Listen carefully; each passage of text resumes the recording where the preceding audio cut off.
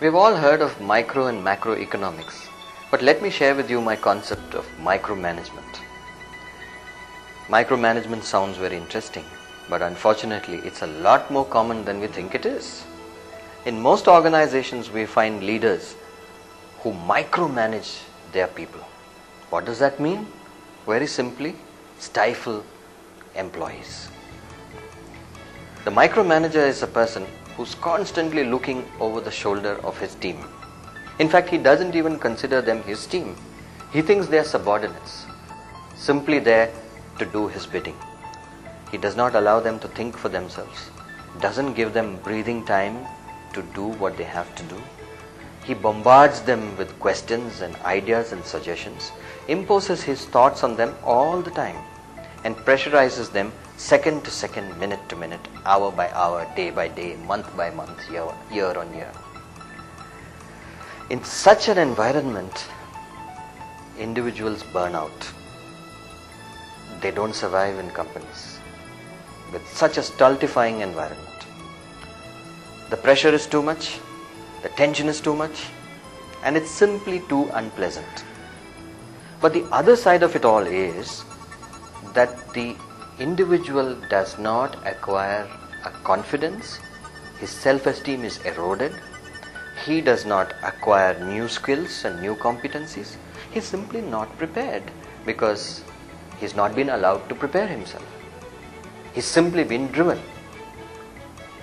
So a micromanager is somewhat akin to the slave driver on a Roman slave galley.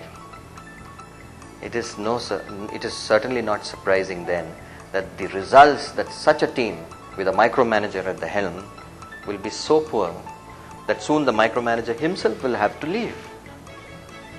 You know, like in economics, if you draw a curve between micromanagement and people, you will find the downward sloping curve, somewhat like the demand curve. You have micromanagement on the y-axis and people development on the x-axis. And the relationship between micromanagement and people is always the reverse. In other words, the more you micromanage, the less your people will develop. Now, development of people is a key to continued corporate success, because it is the people who learn, grow and change, and thereby make sure that the benefits pass to the companies.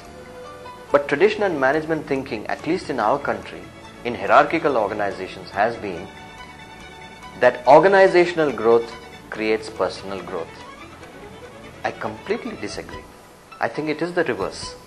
When people grow, the organization grows, and then it feeds back into people growth. And that is a virtual cycle or virtuous cycle of growth. And that is the kind of growth that all of us as leaders must strive very hard to ensure. So, micromanagement and people development are polar opposites.